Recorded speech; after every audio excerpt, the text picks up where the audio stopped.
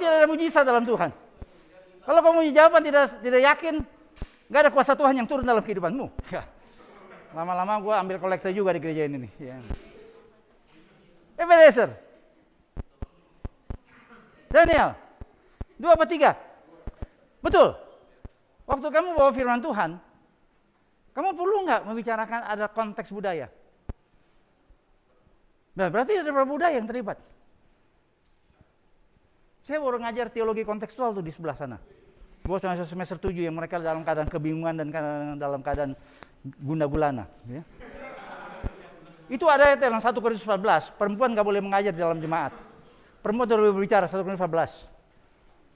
Saya tanya sama mereka, itu prinsip apa permanen? Apa sementara saja? Ya enggak.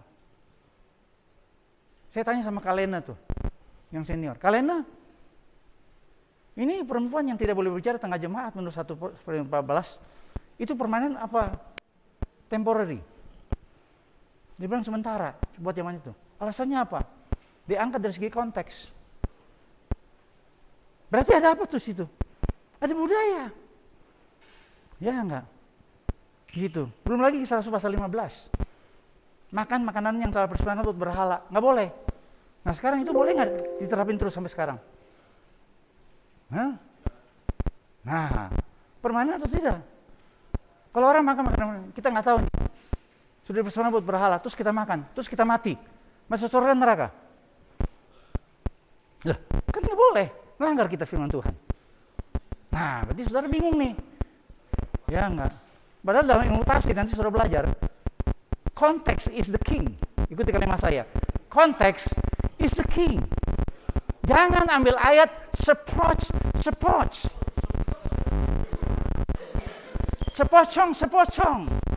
Makanya saudara mesti belajar PBU, PLU, teologi PB, teologi PL, hermeneutik, ya, exegesis perjanjian lama, perjanjian baru.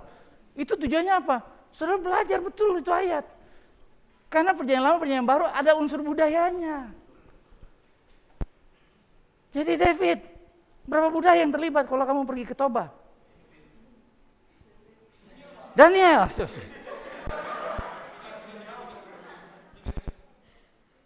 Daniel Ebenezer. Jadi berapa budaya yang terlibat dalamnya? Coba lihat slide nomor pertama tuh dalam kuliah kita. Bisa kasih lihat Johan.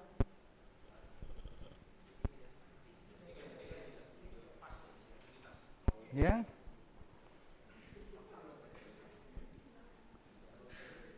David Hazelgrave dari Trinity Evangelical Divinity School, betul ini dosen di sana. Itu kalau kita belajar antropologi, PhD-nya di antropologi, ya, tapi dia seorang misionaris. David Hazelgrave, ya, buku-bukunya selalu dipakai untuk pelayanan lintas budaya. Dia tulis buku Church Planting Cross Culturally, Communicating Christ Cross Culturally. Pokoknya dalam kepakaran lintas budaya, Paul Hibbert, David Hazelgrave. Kalau Paul Hibbert dari Fuller, David Hazelgrave dari Trinity Evangelical Divinity School, Amerika. Nah, dia mengatakan 3. Ya, ada yang kita sebut sebagai, coba lihat, yang segitiga itu. Ya, terus yang kotak, budayanya Daniel. Yang bulat budaya responden orang-orang di Toba. Jadi kita perlu nggak belajar antropologi, etnologi? Harus. Bahkan kalau sudah level S2 nanti kuliah, ada namanya cross cultural hermeneutics. Karena saudara nggak bisa tafsir Alkitab dengan baik kalau nggak ngerti budaya. Makanya saudara mesti pakai ensiklopedia, latar belakang dipelajari, zaman itu apa. Bahkan kalau sudah belajar teologi kontekstual, kata-kata Yunani yang diambil, contoh. Kenapa Yohanes pakai istilah logos? Matius pakai nggak logos? Markus? Lukas? Kenapa cuma Yohanes? Ayo. Karena Yohanes berkata, maunya gue, lu nanya-nanya aja ya nggak? Nggak gitu dong ya. Saya mau tanya, logos itu konsepnya asli dari Yohanes apa Yohanes ambil dari filosofi Yunani? Diambil. Itu yang namanya kita bilang teologi in loco, teologi kontekstual. Kita ambil istilahnya, kita kasih makna baru. Yang mau tanya lagi, tadi soal baptisan. Baptisan itu asli dari Yohanes Pembaptis atau sebelum Yohanes Pembaptis sudah ada baptisan?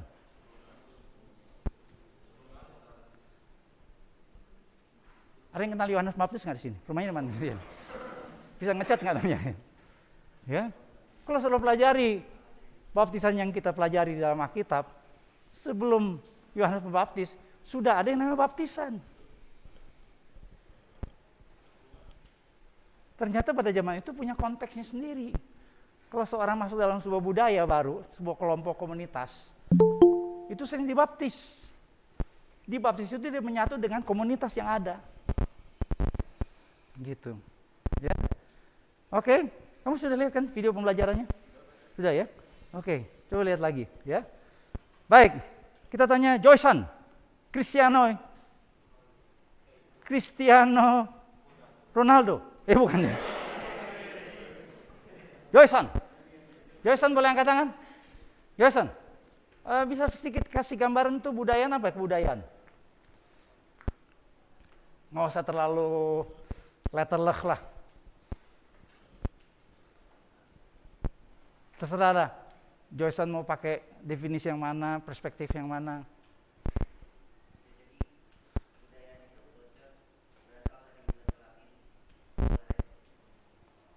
Itu culture. Tapi kebudayaan dulu deh. Ya. Itu kan bahasa Latin culture. Ya. Bahasa Latin. Tapi kalau kata kebudayaan bahasa Indonesia, dari kata apa? Sangsekerta. Ya. Berarti hal-hal yang berkaitan dengan akal. Di video pembelajaran saya bilang, kira-kira binatang punya budaya enggak? Kan binatang juga punya kebiasaan. Gitu ya. Saya di rumah piara kucing tuh, ya. Nyata kucing itu setahun tuh melahirkan 2 kali. Ada macam-macam dah. Makanya mesti disteril tuh kucing saya, ya. Sterilnya mahal lagi, ya. Gitu. Jadi ketika manusia sebagai makhluk yang Tuhan berikan akal, budi, pikiran, di situ manusia punya budaya. Ya. Ada yang berkata bahwa binatang itu hanya punya insting. Nah, jadi Joyson itu kira-kira pengertian budaya ya. Tapi saya mau tanya lebih lanjut. Kalau kita pakai quest, punya definisi dengan lingkaran-lingkaran, boleh kasih lihat Johan lingkarannya? Yang bahasa Indonesianya aja. Karena saya kasih 2 dalam bahasa Inggris dan bahasa Indonesia. Oke. Coba Joyson. Apa yang paling terlihat ketika orang datang ke budaya yang baru?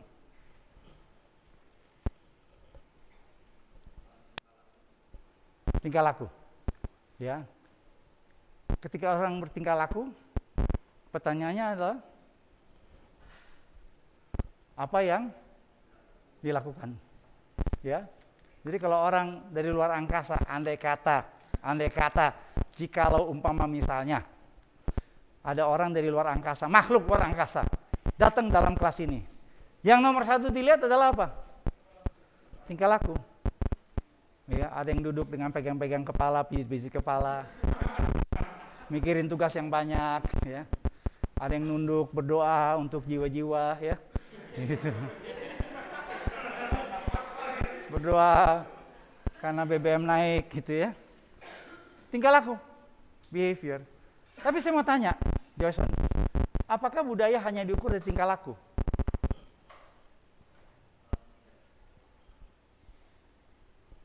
Jadi mengukurnya gimana? Apakah budaya itu hanya bicara tentang behavior, tingkah laku? What is done? Joyson. Apa ada unsur yang lain? Yang kalau kita pakai lingkaran yang lebih dalam. Yang berarti itu mempengaruhi apa yang di luar, betul nggak? Setelah tingkah laku apa, Joyson?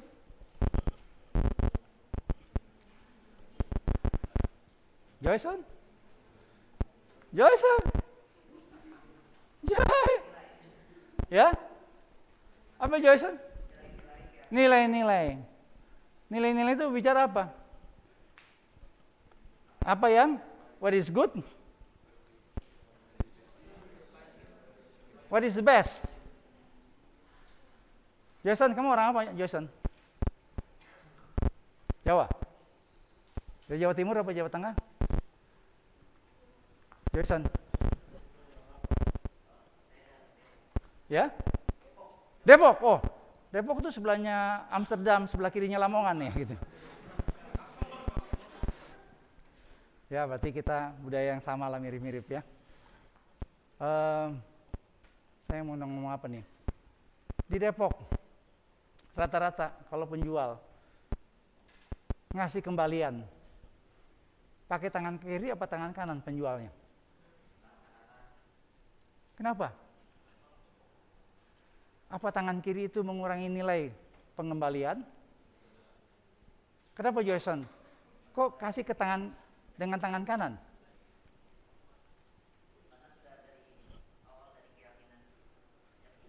Hah? Keyakinan apa? Kesopanan. Berarti apa value-nya, belief-nya tentang tangan kanan dan tangan kiri? Iya. Terus saya mau tanya nih, kalau orang nih begini di Indonesia, saudara ngobrol sama orang tua nih, iya om, betul om, sama Pak Gembala, iya om, kemarin tuh om saya lihat ya puji-pujiannya om, ya, saudara begini, terus teman-teman saudara samping ngomong apa sama saudara? Gila lo, tuh hamba Tuhan yang diurapi, lu belum pernah disambar geledek ya? Dulu saya ingat waktu saya kuliah di Jogja, ada dosen punya teman orang Amerika datang ke Indonesia melayani. Ini ibadah chapel. Nah, karena kami baru selesai kuliah jadi masuk chapel terlambat. Pas kami datang, pas nih hamba Tuhan mau khotbah. Jadi dia berdoa. Pas dia berdoa, begini dia. Heavenly Father, we thank you, Lord. Itu teman saya orang Jawa, langsung ngomong sama saya, gendeng nih orang nantangin Tuhan. Saya mau tanya, emang benar nggak dia begini nantangin Tuhan? Ya nggak. Berarti di balik tingkah laku ada apa? Value. Di balik value ada apa? Ada belief. Nah jadi, tolong pelajari budaya baik-baik ketika saudara melayani. Gitu. Ya. Karena seringkali yang ditolak bukan Injilnya. Yang ditolak adalah karena kita dianggap nggak punya adat gitu ya, enggak. Ya, dulu kalau masih kecil ada orang yang aneh, ngaco, kurang ajar, ya. Ajarnya apa? Kita udah belajar kan? Enkulturisasi dimulai dari mana? Keluarga. Setiap orang punya budaya nggak? Punya. Karena kita sudah belajar namanya enkulturisasi. Persoalan nanti kita masuk ke budaya yang baru dan kita melakukannya namanya proses akulturisasi, itu lain lagi. Tapi prinsipnya tiap kita sudah dibudayakan. Nah, namun ketika kita masuk ke budaya yang baru, saudara mesti tangkap. Di balik tingkah laku ada yang namanya values. Di balik value ada yang namanya belief. Tetapi, kenapa saya saudara langsung tekankan ini? Ketika kita bicara tentang budaya, minggu depan baru nanti kita ngomong tentang families. Minggu berikutnya kita ngomong tentang komunikasi lintas budaya. Ya, tapi saya mesti pegang dulu nih. Karena lihat lingkaran yang paling tengah. Ya. Apa itu? Pandangan dunia. Gary Christian, hadirat. Hadiratmu. Luar biasa. Ya.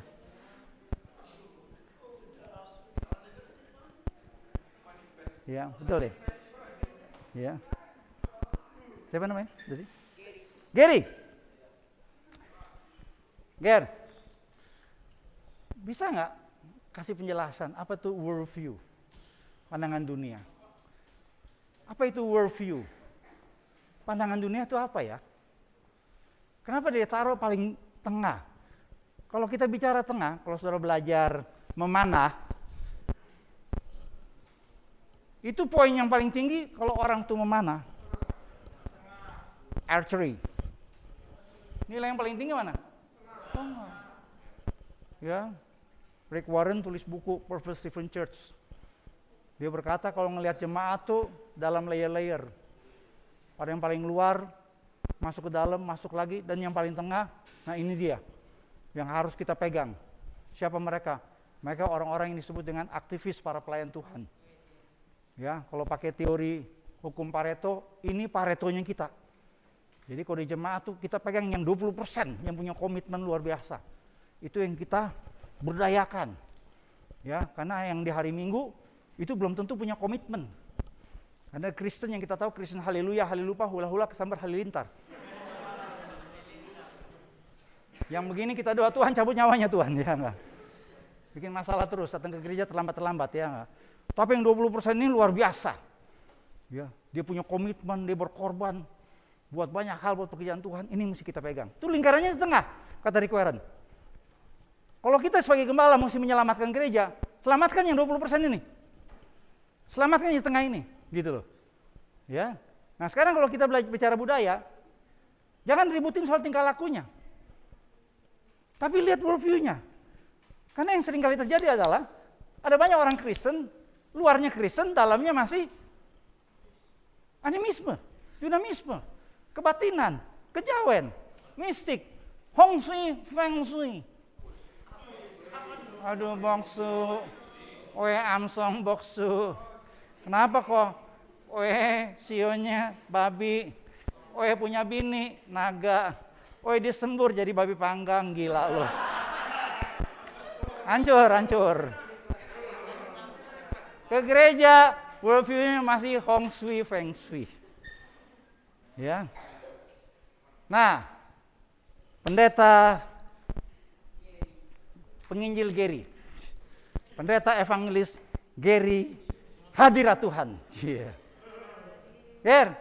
Jadi apa tuh ya? Waduh, saya dulu waktu ambil kuliah ini, antropologi, cultural anthropology, itu kita bolak-balik. Ini pertemuan ngomongin tentang worldview, itu sampai 2 kali. Karena dulu dosen saya ngajar, Grant McClung ngomong, kalau kita miss di sini, kita miss semuanya. Karena ini esensinya dari sebuah culture.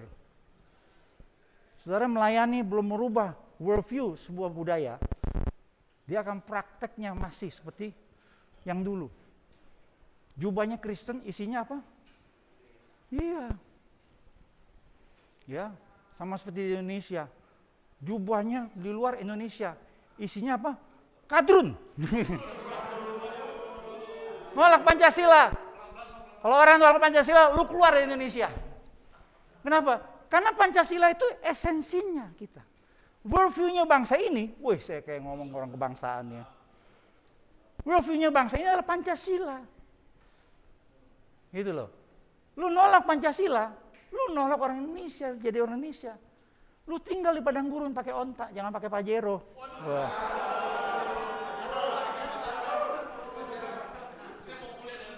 Mari kita arahkan tangan kita ke arah sana.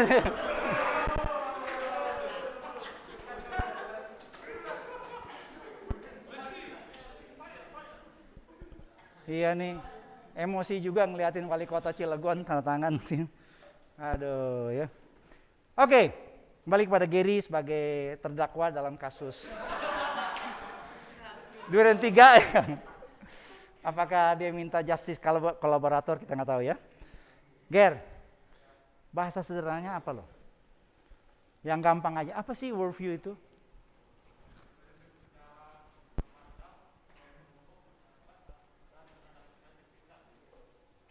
Oke, kamu baca di ini ya, saya kasih kasus. Kamu pernah tahu Gunung Merapi pernah meletus? Nggak tahu. Kamu tinggal di mana dulu? Kamu dari mana aslinya? Kamu dari mana aslinya? Rusia apa Ukraina? Hadis. Ger, kamu asli dari mana? Asalnya? Ya? Oh, Kalimantan Barat. Aduh, saya khawatir nih. Kamu pernah dengar nama Mbak Marijan nggak? Mama Marijan. Siapa yang pernah dengar nama Mama Marijan? Saudara adalah orang-orang yang pernah dilawat Tuhan. Mama Marijan itu, kalau saudara nggak tahu boleh buka deh di Google ya. Dia dipakai oleh Extra Joss untuk iklan. Rosso. Itu bareng sama Adere loh. Gile. Adere yang badannya segede begitu sama Mama Marijan level loh. Ya, selevel mereka berdua ya. Nah, Gary, saya mau tanya nih. Kalau kamu tadi menyebutkan pengertian worldview, saya mau tanya dalam kasus real. Waktu Gunung Merapi meletus, orang-orang yang tinggal di daerah Gunung Merapi diungsikan. Karena itu standarnya. Dr. Saroso, kalau tidak salah, ahli vulkanologi, doktornya dari Prancis. Dia menganalisa gunung ini pasti meletus. Wah, dia ngomong kalau di media televisi itu dengan dalil-dalil, dengan teori yang kita bilang, waduh, ini masuk akal. Siklusnya begini-begini karena Gunung Merapi begini-begini. Jadi harus diungsikan. Tapi Mama Marijan tidak mau. Dan asal Gary tahu, Mama Marijan akhirnya meninggal. Tidak mau diungsikan dan ditemukan jenazahnya di mana tuh, kayak di pinggir selokan gitu ya. Gitu. Nah, ini dia.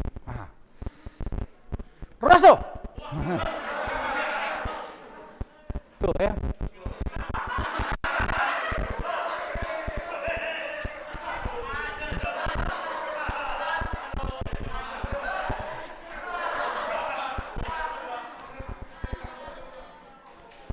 Kayaknya habis ini saya dipanggil Bu Ivon nih.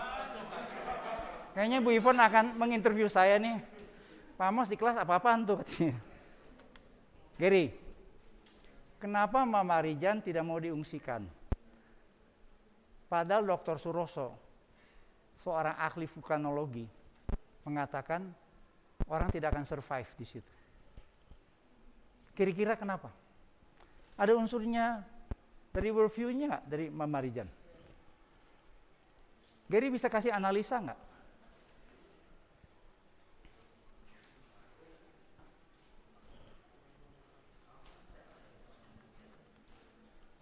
Kenapa Mama Marijan nggak mau ikut ngungsi? Kalau ikut ngungsi dia tidak akan tewas tuh. Tidak akan masuk di itu. Ya, di yellow bag gitu. Itu kan buat mayat ya. Nggak bakal jadi jenazah dia waktu itu.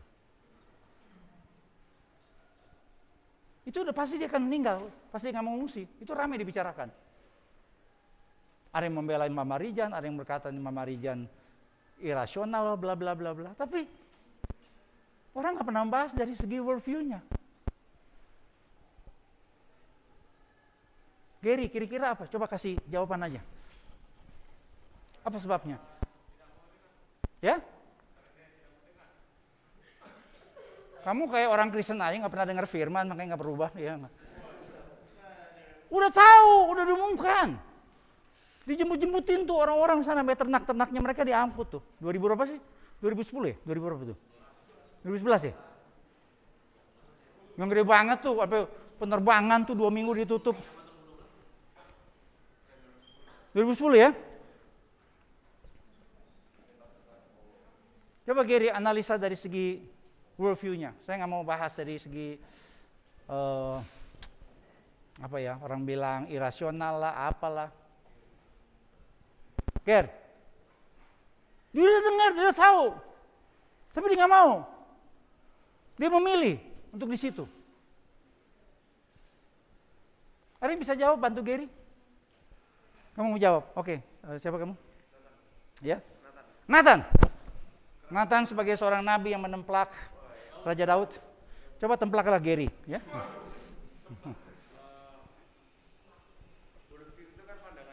Yes. Jadi kerasional seseorang itu juga dipengaruhi oleh pandangan dia terhadap dunia. Exactly. Untuk Mbak Marijan ini, pandangan dia terhadap dunia itu terkurung dengan budaya dia. Ya.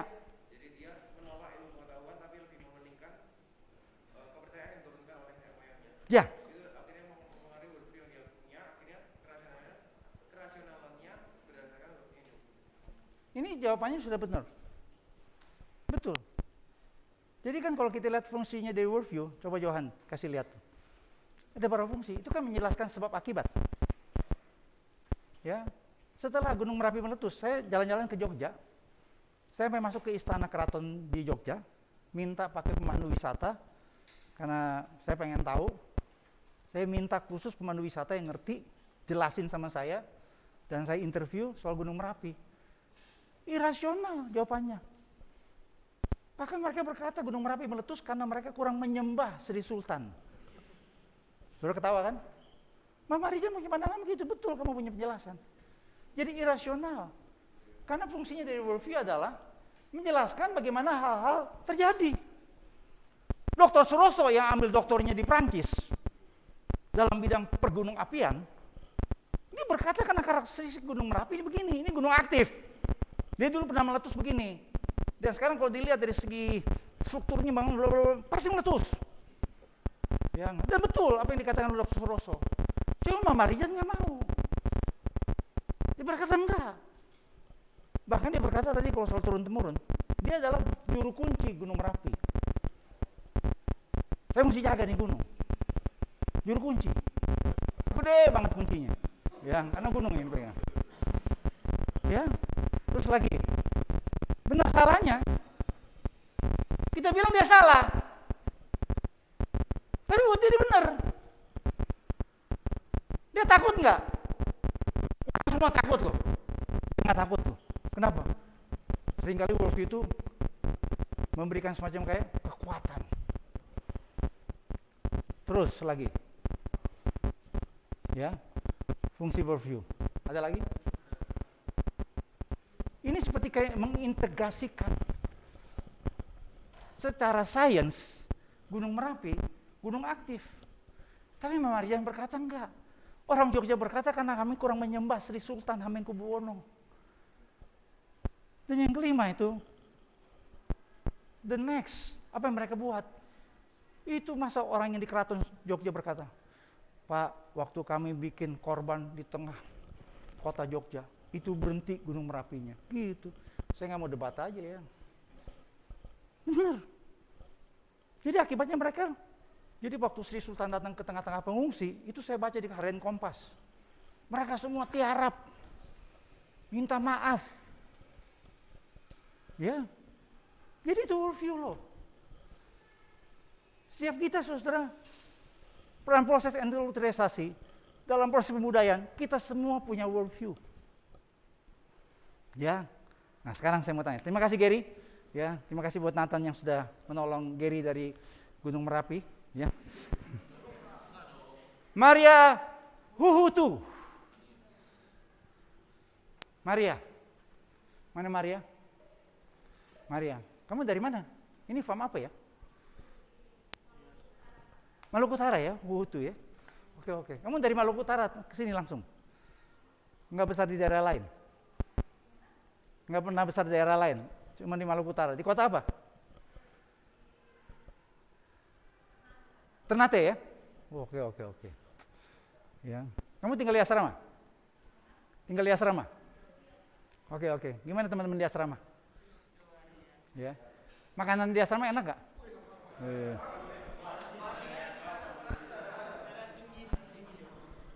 Makan di asrama itu dengan iman. Jangan dengan penglihatan jasmani. Jangan dengan perasaan, saudara. Jangan main perasaan kalau makan di asrama ya. Jangan pakai perasa ya. Oke, Maria. Tadi kan kita sudah bicara tentang worldview. Ya. Secara sederhana. Saya melihat dulu jam berapa nih. Oke. Maria. Memang kalau belajar ini lebih dalam, ya. Beberapa literatur yang saya baca, ada banyak pembagiannya. Saya sedikit kasih gambaran tuh ya. Tentang worldview masyarakat ini, masyarakat itu ya. Di dunia ini, secara simpel sederhana, ada dua kubu perbedaan. Yang akhirnya kita pegang worldview-nya kita kan harus worldview yang alkitabiah, betul nggak? Ya, worldview teisme. Tapi continuum itu bandulnya. yang sayap kiri atau sayap kanan, bandul kiri atau bandul kanan? Maria, bisa sebutkan nggak 2 worldview yang kita sebut sebagai ekstrim berbeda antara bandul yang kiri dan bandul yang kanan? 2 worldview yang sangat bertentangan, yang totally contrast, totally different.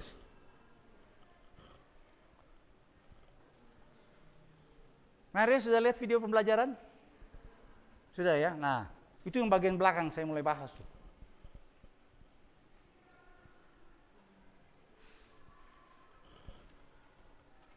Maria, tangkap pertanyaan saya? Ngerti? Yang kiri apa? Yang kanan apa? Review yang kanan. Yang kiri? Kiri, kanan. Ini kiri apa kanan? Kiri, kanan. Apa itu Maria? Bisa sebut? Memang kalau dari segi ilmu filsafat atau kalau macam gua bahas banyak. Saya sederhanakan saja. Ya, saya ambil dari satu literatur, ini yang saya pegang. Ada 2 pendulum, 2 ekstrim. Ini membedakan belahan dunia timur dengan dunia barat. Ini membuat isu kekristenan di barat dengan di timur selalu berbeda. Apa itu Maria? Bisa sebutkan 2 ekstrim worldview yang totally different? Maria? Kamu jangan diganggu sama teman-teman di kiri kanan. Ya. Memang hidup ini penuh dengan pencobaan. Ya. Maria, kiri kanan? Apa yang kiri? Ya, bukan itu, Johan. Kamu kasih lihat yang bahasa Inggris, pusing makanya si Maria. Yang sebelumnya, next. Yang sebelumnya, yang dari awal tuh. Continuum. Next. Sebelumnya, mulai dari awal. Continuum tadi tuh. Next.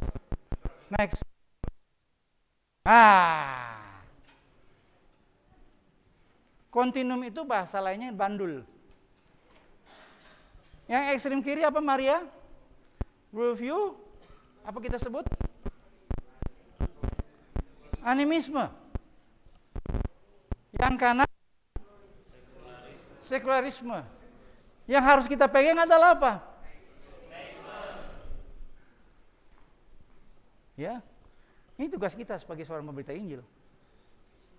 Nah, Maria, kalau di Ternate, orang-orang Ternate, animisme apa sekularisme? Jangan lihat di situ, nggak ada. Lihat di Ternate sana. Ya. Orang Ternate percaya dukun-dukun nggak? Percaya kuasa kegelapan nggak? Iya kan? Nah, kalau begitu apa tuh?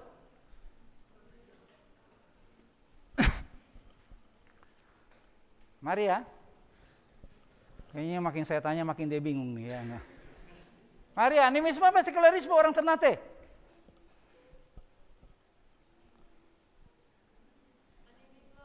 Animisme, oke, betul. Ya, nah cirinya apa kalau orang animisme? Kacamatanya kalau worldview itu kan saya bilang kayak orang pakai kacamata. Kalau dia pakai kacamata hitam semuanya kelihatan jadi hitam. Nah, realitas tertinggi buat orang animisme apa itu? Roh.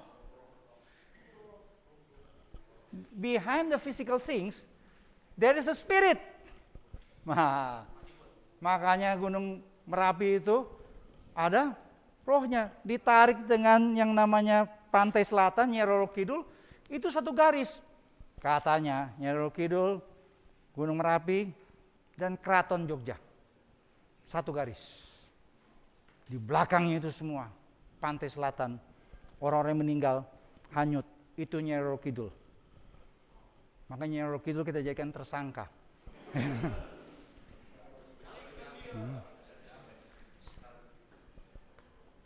Maria tangkap ya? Maria? Kamu Maria kan? Terus saya bilang kamu kan? Maria tangkap ya? Oke. Nah sekarang saya mau tanya sama Irna. 3 Tuesday. Wih. Betul. Di mana? Di Google Meet. Mana? Irna. Aduh, pas banget ya. Karena pasti besok Wednesday ya nama kamu berubah ya.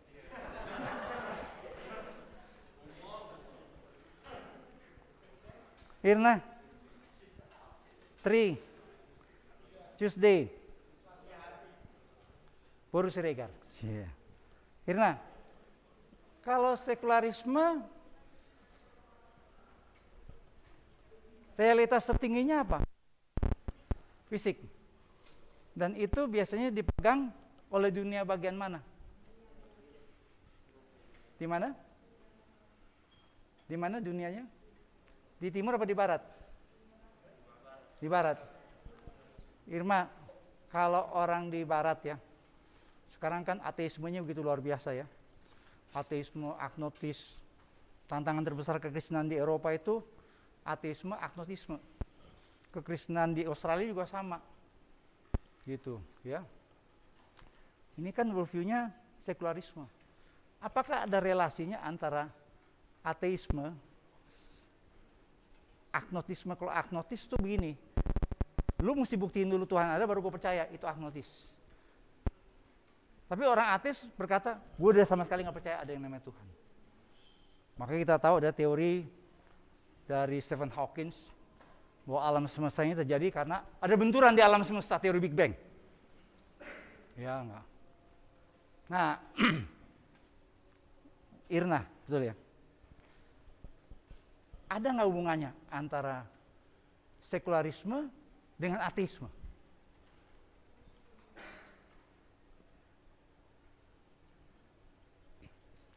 Kita ada di Indonesia, saya pernah lihat di website, komunitas ateisme.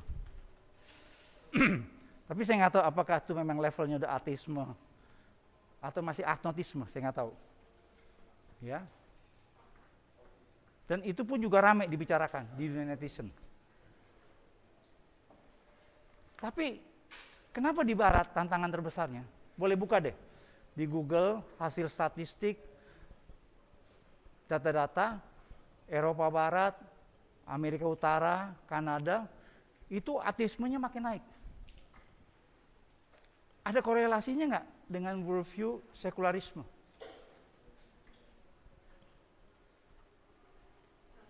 Irna, ada nggak?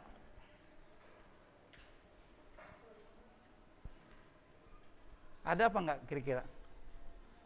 Ada. Coba jelasin deh, kenapa bukan animisme yang kena dengan ateisme, tapi sekularisme yang kena sama ateisme? Kita kan kenanya sama perdukunan, dunia mistik. Ya. Kalau pendeta-pendeta di Amerika kan, makanya kuliah apologetika kita tuh sebenarnya banyak masalah di Indonesia. Ya.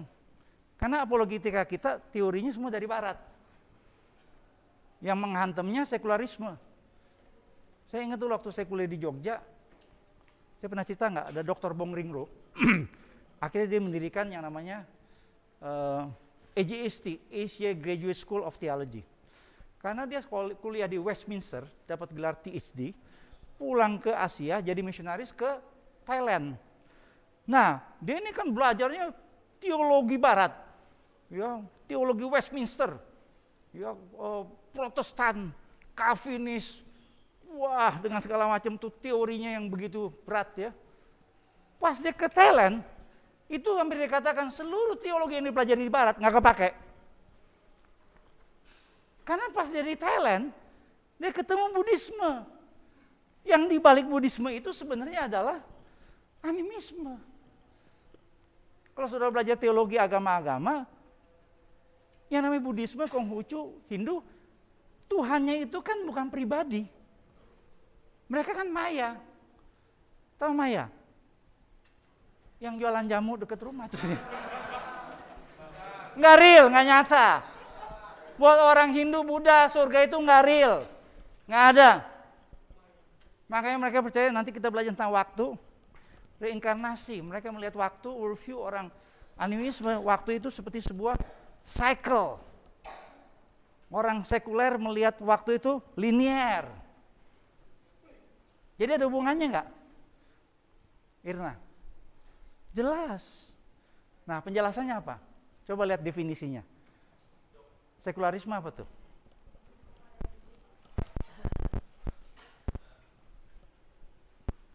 Sebelumnya yang tadi itu, Johan tolong. Belum lagi. Tadi itu. Irna. Realitas tingginya adalah apa? Fisik. Jadi kalau gunung ya gunung. Mama Rijan lihat Gunung Merapi bukan gunung. Ada penunggunya. Pohon beringin. Oke, betul. Oke, betul. Tapi kan pohon beringin mau ditebang. Depan rumah saya itu pohon beringin. Itu satpam di rumah saya ngomong, Pak, nggak berani nih Pak. Gitu, nebang. Aduh, kesurupan nih kita. Gitu. Iya. Dia bilang, lu berani-berani ngelawan Golkar sih, makanya lu parah. Ya. Lu nggak tahu yang Harto ya. Jadi Irna, penjelasannya adalah karena sekularisme mengatakan yang real adalah fisik. Sedangkan kita bicara tentang Tuhan. Iya. Jadi kalau mereka nggak lihat ada Tuhan, percaya nggak? Enggak. Dia kayak Thomas. Thomas itu pakai kaedah-kaedah kalau sudah nanti kuliah metodologi penelitian, makanya saya termasuk yang agak sedikit bermasalah ketika kita belajar metodologi penelitian, karena sebenarnya kalau kita pakai metodologi penelitian, Pak Yonatan Trisna itu pernah ambil dokter di UI, cuman nggak selesai. Trisna senior kita, itu waktu ambil dokter psikologi di UI, dibimbing oleh Profesor Magnisius Seno. Nah, Profesor Magnisius Seno ngomong sama Pak Yonatan. Pak Yonatan cerita sama saya, dipesan, tolong nanti bikin disertasinya jangan berkaitan dengan iman, karena bakalan nggak lulus di UI. Betul nggak? Kita pakai ayat, we walk by faith. Pas kita naik Gojek, sekarang naik, biasa 15.000, sekarang 16.000. Dari Palmera ke sini saya biasa 15.000, sekarang 16.000. Dari Rawabuntu ke rumah saya biasa 15.000, sekarang 16.000. Makanya sekarang saya mau ambil kolektor 2 kali di sini. Ya. Saya bilang, Pak, bukan Bapak yang susah, kita juga susah gitu ya. Tapi kan kita dengar pendeta ngomong dari mimbar. Dengan iman kita percaya. Ya. Nah sekarang saudara keluar dari gereja, naik Gojek, kurang. Pak, kurang 1.000 Pak, dengan iman aku bayar. Gila lo, sakit lo. Ya. Nah itu sekularisme. Sedangkan kalau kita ngomong dalam metodologi penelitian, kan mesti ada ciri khas yang pertama, empiris, rasionalistik, dan sistematis. Tahu nggak empiris? Sesuatu yang bisa ya dibuktikan dalam pengalaman. Dia ngalamin, makanya Thomas berkata, aku mesti lihat dulu bekas paku. Cocokkan pada lambungnya. Itu empiris rasionalistik. Empiris itu rasionalistik artinya panca indera kita bisa. Ya enggak. Nah iman itu adalah apa? Dasar dari segala sesuatu yang kita harapkan, bukti dari segala sesuatu yang tidak kita lihat. Saya mau tanya sama saudara, buat kita percaya dulu baru melihat atau melihat dulu baru percaya? Percaya dulu baru melihat atau melihat dulu baru percaya? Percaya dulu baru melihat atau melihat dulu baru percaya? Ya. Nah, sekarang Johan loncat ke excluded middle. Siapa yang bisa bantu saya nih ya? David, kamu tadi David ya? Nathanael bukan ya? Mana David? David, coba bantuin deh. Excluded middle ini kan dipakai oleh Paul Hibbert. Paul Hibbert ini antropolog misiologis dari Fuller. Selalu kita jadikan semacam kayak pedoman pembicaraan, karena ketika misionaris Barat yang worldview-nya adalah sekularisme masuk ke dunia animisme, misionaris dari Amerika melayani di India. Desa-desa di India itu biasa kalau orang sakit datang ke dukun. Mereka mau menikah tanya sama dukun. Panen mereka gagal karena nggak ada air, minta turun hujan, dukun yang pimpin. Nah sekarang gimana ketika kita melayani tengah-tengah masyarakat yang seperti itu? Ya, Paul Hibbert points out that Christian missionaries from the West have been able to help concerning matters of eternity and matters of human society. Misionaris dari Barat dia bisa bantu soal family, marriage, and other social relations, but at least in the past, paling sedikit di masa lalu, they haven't been able to give alternative to tribal religious who go to the witch doctor or shaman.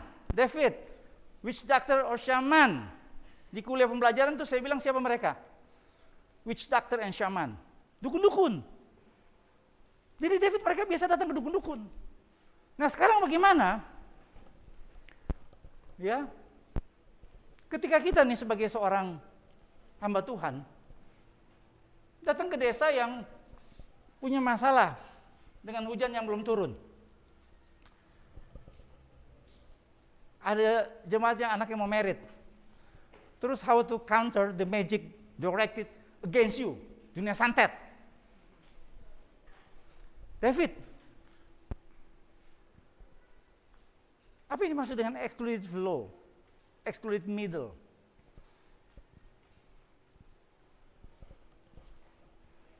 Coba dikasih slide yang sebelumnya tuh, Johan. Yang sebelumnya, yang ada kotak-kotak. Ah ini dia. David, orang Barat cuma percaya 2 kotak. Ada dunia yang namanya supernatural, there is God, dan dunia natural. Bahkan tadi kalau kita bilang sekularisme, mereka mengeliminate bagian ini. Mereka hanya hidup dalam dunia ini. Tapi kan dunia animisme percaya sama yang namanya ini. Ada yang namanya kita bilang invisible world. Itu orang animisme. Di balik gunung, sungai, batu ada rohnya. Hujan nggak turun itu karena ada sesuatu yang kurang dalam kaitannya dengan dunia roh. Dulu waktu William Carey datang ke India, kalau anak kecil sakit-sakit terus dibuang di sungai. Kasih makanan buaya. Supaya roh jahatnya tidak menghancurkan desa itu. Nah, gimana David? Kalau seorang misionaris dari Barat datang ke India atau ke Indonesia lah kita ngomong. Kena masalah yang namanya kita bilang excluded middle. Bisa kasih sedikit penjelasan nggak David? Apa itu namanya excluded middle? Apa itu problemnya? Masalahnya itu di mana tuh? Ya, Ibu PC itu gimana? Sebenarnya Ibu PC itu mengalami pelecehan apa enggak? Ayo. Peristiwa Magelang itu sebenarnya apa sih yang terjadi di peristiwa Magelang?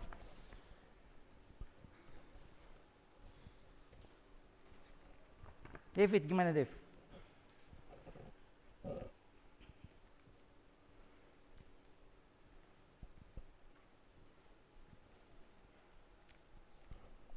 Excluded middle, jadi middle tengah, excluded itu dibuang. Jadi ada bagian yang dibuang atau terbuang, dihilangkan, dilewati. Ini ketika worldview orang dari Barat yang adalah sekularisme, ke dunia timur yang adalah animisme. Ini problemnya. Dan ini problem buat kita yang kuliah nih. Karena kita ini sebenarnya tanpa sadar, kita lagi masuk dalam area, menurut saudara, kita ke sekularisme apa animisme nih? Kalau kuliah ya, S1 ya. Keilmuan nih. Sekularisme. Makanya tadi saya singgung soal metodologi penelitian. Anak-anak muda di gereja ini semua sekarang lain sama bapaknya punya pandangan. Makanya di kalangan GBI, pendeta-pendeta dari kalangan muda itu jauh lebih sekuler. Ya, saya pernah diskus dengan beberapa pengkhotbah orang-orang muda. Gitu.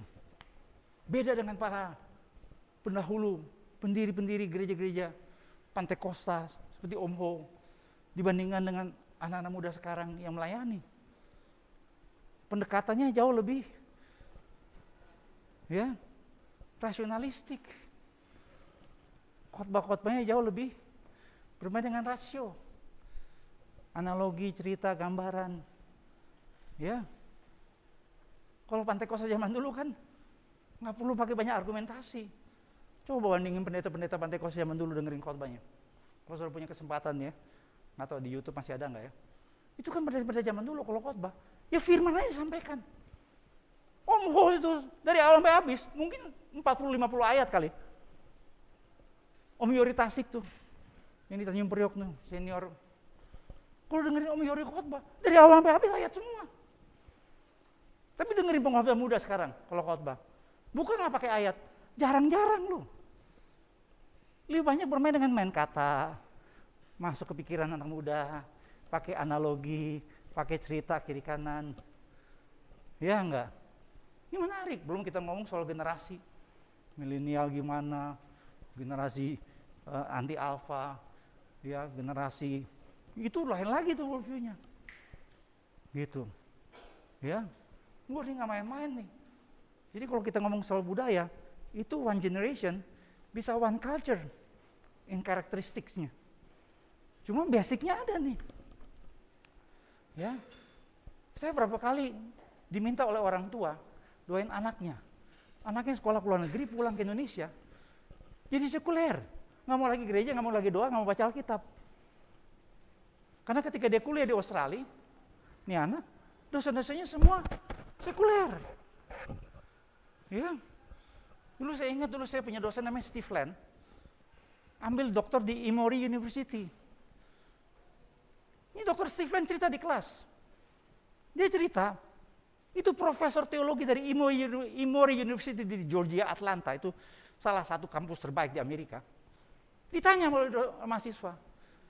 Pas ngomong tentang Tuhan, bla bla bla, dia kasih penjelasan. Dia tanya, do you believe in God? Ini profesor teologi. Do you believe in God? Ini jawabannya, I'm not sure there is God or not. Gitu. Profesor teologi, kenapa? Karena teologi itu hanya sebuah ilmu. Lu percaya Allah, syukur, kalau enggak ya udah. Makanya Sekolah Tinggi Teologi Jakarta STT diganti Sekolah Tinggi Filsafat Teologi. Kenapa? Saya dengerin tuh Profesor Yohas ngomong, ini ngomong.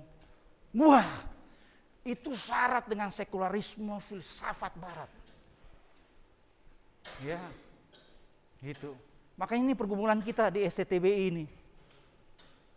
Karena pengakuan iman GBI, kalimat pertama, Alkitab Perjanjian Lama Perjanjian Baru diinspirasikan oleh Roh Kudus. Rudolf Bultmann, sudah tahu Rudolf Bultmann? Pernah dengar? Nanti kawan-kawan sudah akan mendengar nama ini. Ahli Perjanjian Baru. Dia mengatakan, Alkitab itu ada 16.000 kesalahan. 10.000 di Perjanjian Lama, 6.000 Perjanjian Baru. Dia berkata dalam Alkitab, kita harus melakukan proses demitologisasi. Demitologisasi, demit. Ya. Kita harus membuang yang namanya mitos. Menemukan yang namanya kerigma kebenaran. Dan dia menyebutkan mitos-mitos dalam Alkitab adalah apa? Yesus yang bangkit itu mitos. Jadi Rudolf Bultmann kita tanya, Profesor Rudolf Bultmann, do you believe in Jesus Christ as Lord and He was resurrection from the dead? Dia berkata, it's not important. Apakah Yesus itu benar-benar bangkit apa enggak? Yang penting esensinya kita percaya. Ya, akan ada yang namanya kebangkitan. Lah nggak bisa. Lu nggak percaya sama fakta sejarah kebangkitan, tapi lu percaya tentang esensi kebangkitan. Gila lu. Ya. Tapi kan filsafat gitu. Filsafat tuh kalau ngomong kiri kanan. Saya pernah ketemu ada orang yang belajar filsafat. Ya. Ngomong tentang iman, nggak ngerti. Saya anggap dia udah pinter deh. Makanya kalau saya ketemu orang, dia ngomong sama saya nggak ngerti, berarti dia lebih pintar daripada saya.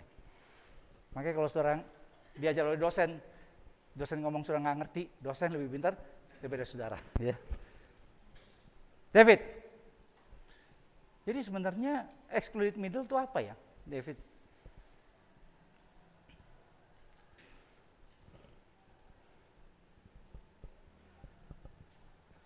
Problemnya apa nih? Problemnya, this is problem. Saya kasih tahu ya, saya lihat mahasiswa kita di sini, ketika melayani ke daerah, ya, cerita sama saya, aduh ada mahasiswa kita, melayani di sana, diutus oleh BPHGBI. Aduh Pak Amos, benar-benar saya di sini diuji iman saya. Hampir tiap hari saya di sana, ini pelepasan. 2 orang kena roh jahat. Gitu. Ya. Dia kaget. Dan rasanya dia katakan, materi kuliah yang bersifat rasionalistik yang kita pelajari semua materinya, itu kayaknya nggak begitu kepake Pak di sana. Karena saya selalu berhadapan dengan orang sakit, orang kerasukan setan, orang gini. Pelayanannya lebih banyak ke dunia roh. Jangan kita di sini banyak materi kita banyak ke keilmuan, rasio, betul nggak? Ya, ukuran keberhasilan saudara kuliah di sini adalah apa? Saudara tiap hari berdoa 8 jam. Bahkan ketika mau ujian pun juga saudara penyembahan. Kuserahkan ujian ini pada Tuhan. Saudara masuk di ujian. Sudah lihat soalnya. Nah saudara penyembahan kan? Masih dalam hadirat Tuhan. Nomor 1 sampai 10 saudara nggak usah jawab. Saudara dapat ilham dari Tuhan. Tuhan Maha tahu. Saya tidak tahu Pak. Lulus nggak? Dipanggil sama Bu Ivon. Kenapa mau IP-nya jelek banget? Bu Ivon, saya tiap hari berdoa 8 jam. Lulus nggak saudara? 8 jam loh. 8 jam. Yonggi Cho almarhum saya baca bukunya. 8 jam tiap hari doa. 8 jam. Dia udah selevel Yonggi Cho tuh. Kok kagak lulus sih? Ayo. Kamu berapa jam tiap hari doa? Ada nggak 8 jam? Enggak. Dia 8 jam. Kok nggak lulus? Karena sekolah kita memakai pendekatan sekularisme. Yang ukuran keberhasilan kita lebih banyak pada kemampuan logika. Ya, kayak saya nih nanya gitu ya. Saudara nanti mesti bikin tugas segala macam sampai skripsi. Itu banyak bermain di area rasionalistik, sekularisme. Nah, nanti pas David pelayanan ke daerah, yang orang berkata, Pak Pendeta, saya kemarin malam mimpi ketemu opung saya, disuruh saya jual tanah. Opung bilang, kalau kau tidak jual tanah, kau yang akan jadi tanah. Gimana? David jawabnya apa? Itu tanah kamu sumbang buat gereja. Itu jawabannya ya. David jadi apa tuh? Exclude middle.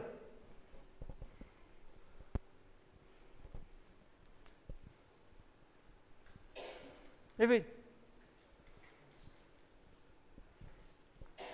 Oke, lewat ya. Kamu masih bergumul ya. Fiona Kristabel, Anjani. Mana Fiona? Fiona, kasih sedikit pencerahan.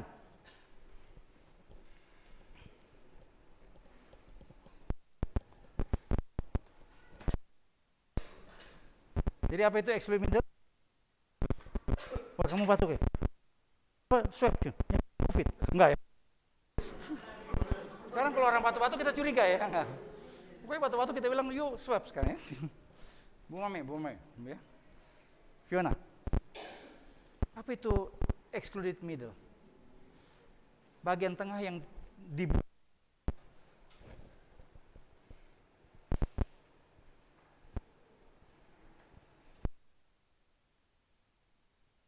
Sudah, oke. Ya? Sudah dapat kan? Itu penjelasannya.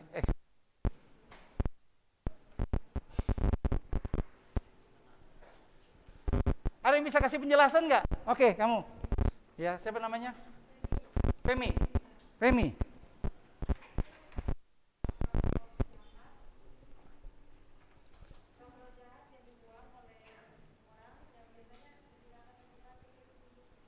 Jadi gimana? Emi? Kepercayaan terhadap dunia roh jahat. Terus? Nah, pas kita bilang exclude middle tuh berarti apa? Kepercayaan itu oleh para misionaris barat diapain? Dipegang, dipercaya, atau dibuang? Dibuang. Berarti ketika para misionaris datang, mereka kayak membuang dan berkata, nggak ada gini-gini. Udah, ya kagak benar gitu. Padahal mereka tetap percaya kan gitu-gitu. Oke, good. Ini sederhananya begitu, ya. Jadi extreme middle adalah, saudara, bagian tengah yang disebut dengan dunia roh yang dibuang oleh worldview-nya orang barat.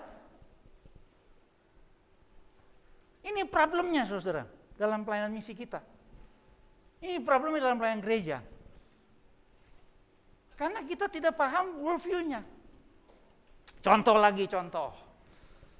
Dulu kami di gereja ada seorang bapak, orang Jawa banget. Puji Tuhan, dia digerakkan Tuhan, rumahnya condet. Bikin persekutuan, dia ini mandor, tukang.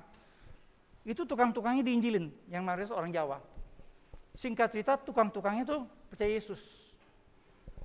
Ya, satu kali ada seorang teman saya khotbah. Jadi setiap minggu ada kebaktian. Kalau nggak salah minggu lalu 2 minggu sekali. Ada kebaktian di rumahnya di Condet, di mana mayoritasnya tukang-tukangnya orang Jawa dengerin khotbah. Nah,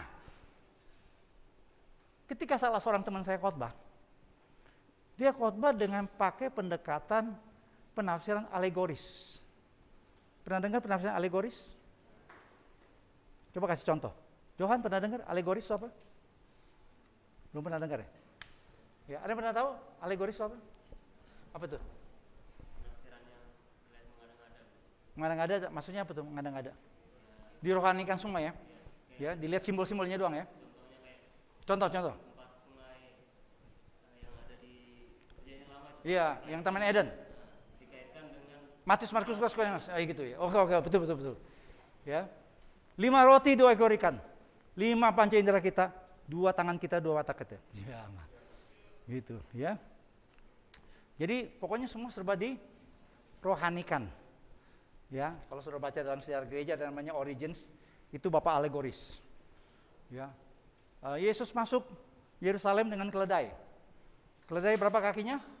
4. 4 itu adalah Matius, Markus, Lukas, Yohanes gitu ya. Itu alegoris. Ya, nanti saudara belajar ilmu tafsir, hermeneutik. Nanti saudara akan diajar bahwa penafsiran kita adalah penafsiran yang disebut penafsiran literal. Literal itu dalam pengertian apa adanya. Keledai ya keledai. Jangan dibilang yang lain. Jangan dibilang badak, jangan dibilang buaya gitu ya, enggak. Ngerti ya? Ini bapak orang Jawa. PDP dari Betani Surabaya bergabung sama kami di Jakarta. Dia khotbah. Dia ambil dari kitab Imamat. Alegoris berat. Saya ingat tentang burung tekukur. Burung tekukur melambangkan bulu-bulu itu kesukuan kita. Ketika dicabut-cabut, kita harus cabut semua kesukuan kita, gitu. Pokoknya dari awal sampai habis, pokoknya semua begitu. Soal burung tekukur yang cabut-cabut itu. Saya yang dengerin, saya bilang dalam hati, oh Tuhan, ini udah kacau nih. Jangan jadwal lagi nih. Besok mesti ngomong sama dia nih. Ya, nggak begini tafsirannya nih. Tapi selesai ibadah, tuan rumah dan jemaat yang ada berkata begini, Mas Amos, tolong dijadwal lagi tuh Bapak. Baru kali ini tapi kami dapat pewahyuan dari Tuhan katanya. Nggak laku hermeneutik dari sekolah teologi. Saya mau tanya, apa ada kaitannya dengan worldview enggak? Ada enggak? Ada enggak korelasinya dengan worldview orang-orang Jawa yang dengar khotbah alegoris? Ada. Kalau saudara belajar orang Jawa yang percaya sama pewayangan, cerita-cerita pewayangan, itu semua penuh dengan alegoris. Ngerti ya saudara ya? Ya. Saya tahu saudara semua pasti akan berkata, aduh ini pelajaran apa?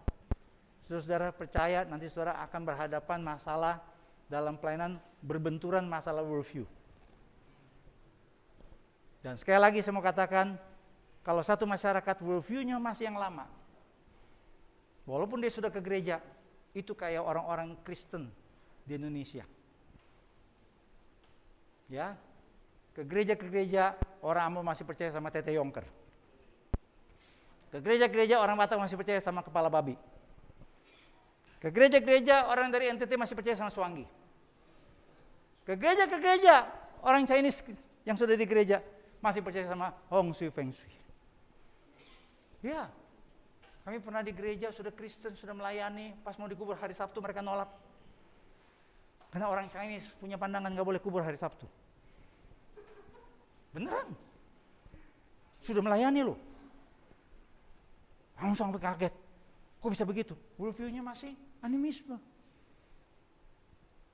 Ngerti gak saudara? Ya enggak. Oke, sebelum saya bubarkan kelas ini dengan sukacita. Ya. Apakah ada pertanyaan? Saya tahu ini berat nih. Ya. Tapi saudara mesti paham dulu. Ya. Ya. Kan itu masyarakat memiliki worldview yang berbeda-beda gitu Pak. Ya. Animisme dan sekularitas. Ya. Jadi Sekularisme. untuk dapat membuat mereka percaya gitu Pak, apakah harus menghilangkan pandangan mereka tentang itu Pak? Oke, baik. Nanti kita akan masuk dalam satu sesi tentang pelayanan yang kontekstual. Ya. Jadi ketika kita berhadapan dengan orang sekularisme, cara pelayanan kita mesti beda dengan orang animisme. Ya. Contoh, ketika kita berhadapan sama orang animisme, maka metode strategi penginjilan yang dipakai mesti yang disebut dengan power encounter. Itu yang sekarang lagi digumuli. Power encounter itu seperti kayak Elia menurunkan api dari langit. Adu kuasa. Dan itu yang terjadi berkali-kali. Saya dulu pelayanan di Jawa Tengah bertahun-tahun, saudara. Banyak jiwa-jiwa yang kami menangkan, bukan dengan perdebatan. Karena orang Jawa itu kalau kita ajak ngomong, kita ngomong tentang Yesus, dia cuma ngomong nge. Nge, bosan ngepangge. Nje. Tapi kita nggak tahu dia percaya apa enggak. Tapi saya akan memberikan kesaksian, saudara, pengalaman kami. Dan betul, itu harus ditabrak dengan yang namanya adu kuasa. Gitu. Tapi sebaliknya orang sekularisme pakai pendekatan, kalau saudara baca beberapa literatur, contoh ya, Josh McDowell. Josh McDowell itu apologet Kristen yang terbaik di Amerika. Dia datang ke kampus-kampus di Amerika, tantang orang-orang yang ateis. Dan cara, nanti kita akan coba lihat saudara contoh ya, di mana Josh McDowell membuktikan Yesus Tuhan. Dia pakai pendekatan rasionalistik. Tapi itu pendekatan nggak bakal kepake di Jawa. Karena pendekatan kita di Jawa adalah apa? Ketika dia sakit, dukun nggak bisa menyembuhkan, kita tumpang tangan, kita berdoa dalam nama Yesus, sembuh. Langsung berkata, Yesus lebih daripada dukun. Kalau belum sampai di situ, makanya kenapa kekristenan, mohon maaf saya tidak mau merendahkan para misionaris yang sudah datang dulu ke tanah Jawa, ke Papua. Karena mereka masih pakai pendekatan yang dari barat. Gitu. Sama seperti Dr. Bong Ringro. Dia belajar metodologi yang rasionalistik di Amerika. Datang ke Thailand, semuanya serba mistik. Gitu. Ya. Nah, ini kita akan belajar ini. Ya. Makanya saudara, kenapa gereja Pantai Kosta Karismatik pertumbuhannya lebih cepat? Khususnya di Asia, di daerah-daerah yang penuh dengan mistisisme. Gitu. Ya. Karena ketika orang-orang yang animisme, yang percaya sama dunia roh, nyantet pendeta Kristen, nyantet orang Kristen, dia sakit nggak sembuh, didoain oleh orang Kristen, didoain oleh pendeta-pendeta hamba Tuhan, pas sembuh, dia langsung berkata, kan kalau orang animisme berkata begini, ada roh yang menguasai, dan kalau saudara belajar yang namanya animisme, dinamisme nanti, itu ada yang namanya tingkatan roh, ada tingkatan roh, gitu. Makanya kan kalau kita lihat sesajen-sesajennya kan mereka punya tingkatan tuh. Ya. Dan ketika mereka datang ke satu dukun, nggak sembuh, datang ke dukun yang lebih sakti nggak sembuh, datang ke yang katanya paling sakti nggak sembuh. Terus datanglah Johan STH dengan Yunani Ibrani yang sudah melekat dalam diri. Tapi Johan tidak mengandalkan Yunani Ibrani. Johan mengandalkan kuasa Tuhan Allah yang Maha Tinggi. yang menggenapi firman Tuhan. Dalam namaku setan-setan diusir. Ya. Kamu mengatakan orang sakit sembuh.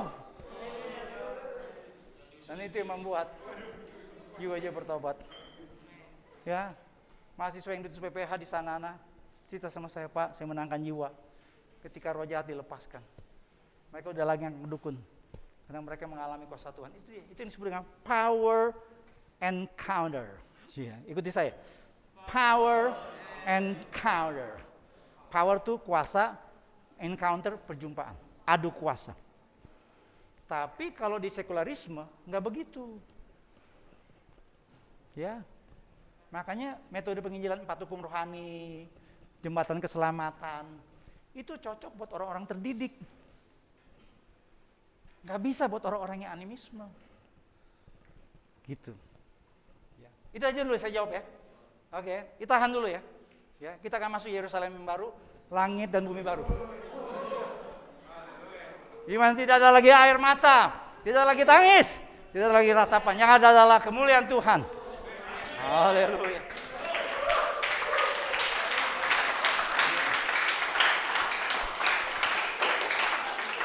Kayaknya makin nggak nyambung kelas ini ya. Kalau begitu saya kasih satu pertanyaan lagi deh.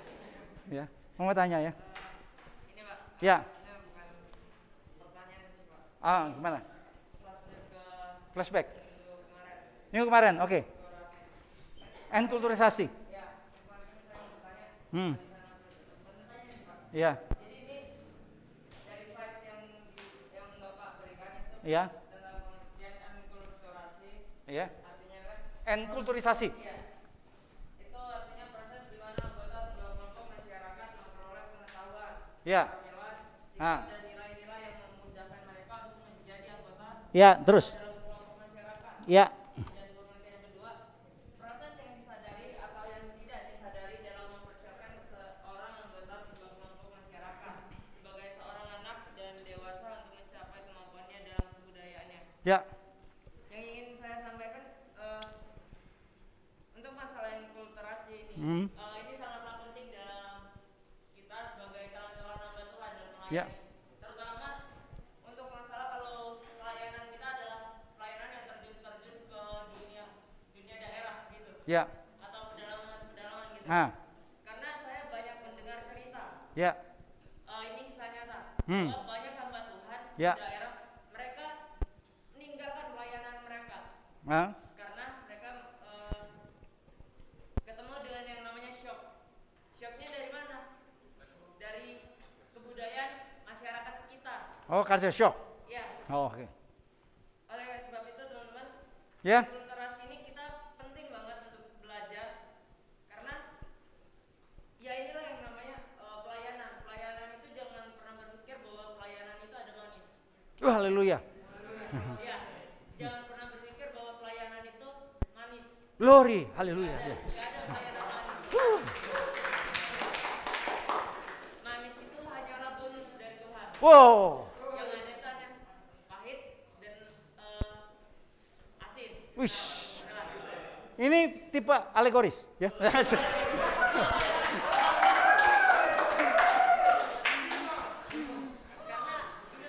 Oke, lanjut.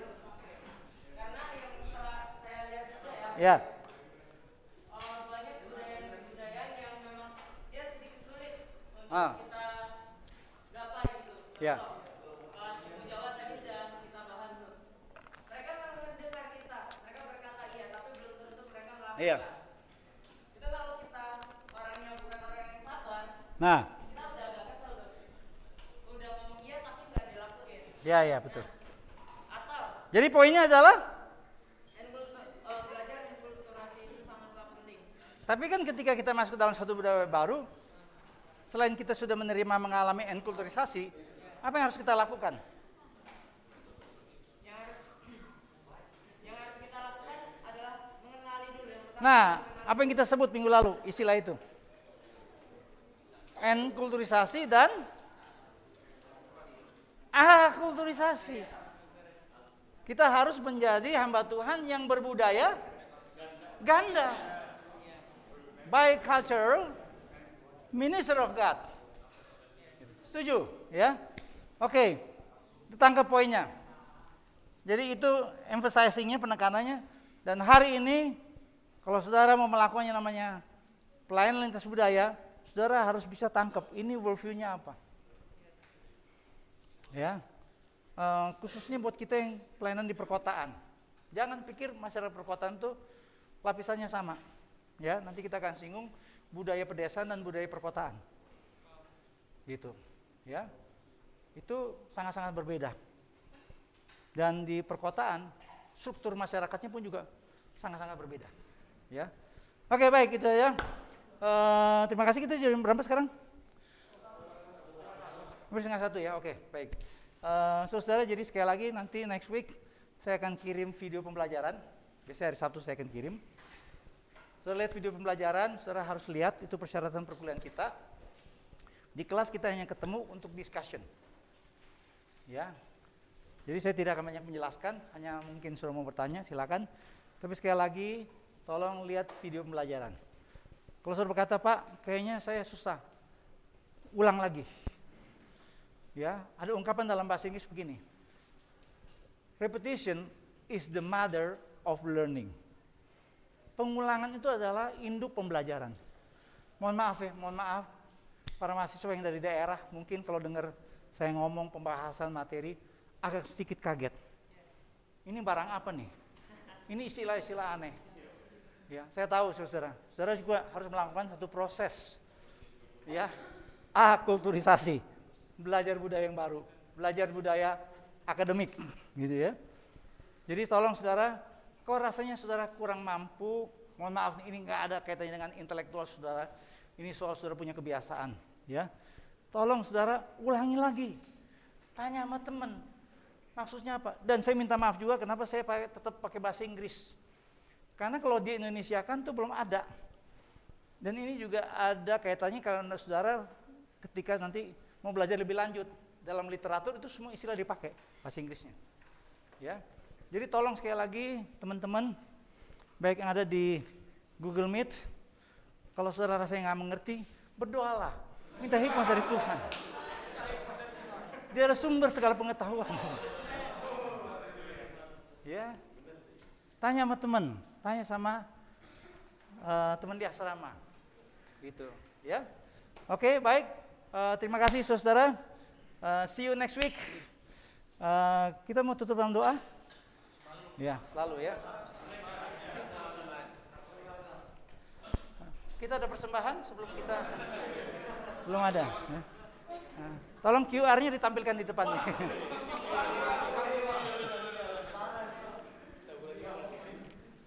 Oke. Baik, ini yang bagian absen siapa ya? Yang bagian absen nih? Meke tolong nanti ya. Ini pengabsenannya di mana nih?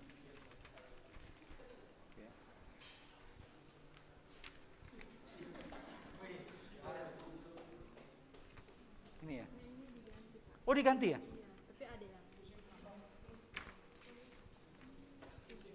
Oh ini, oh kemarin ya. Oh jadi double gitu ya? Direkap ya? Nah itu. Oh iya, oh iya. Oke, jadi tolong nanti dipindahin ya. Oke, Meke ya. Oke, baik, terima kasih. Terima kasih Meke untuk bantuannya. Jangan lupa saudara, yang dalam kelompok nanti kita akan bahas materi kita untuk presentasi kelompok ya. Saya minta kesediaan dari Oksana Kezia Rangan.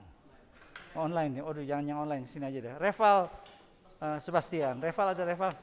Oke, kita minta pendeta Reval yang sudah melayani di Afrika dan di ya. Reval silakan sudah berdoa.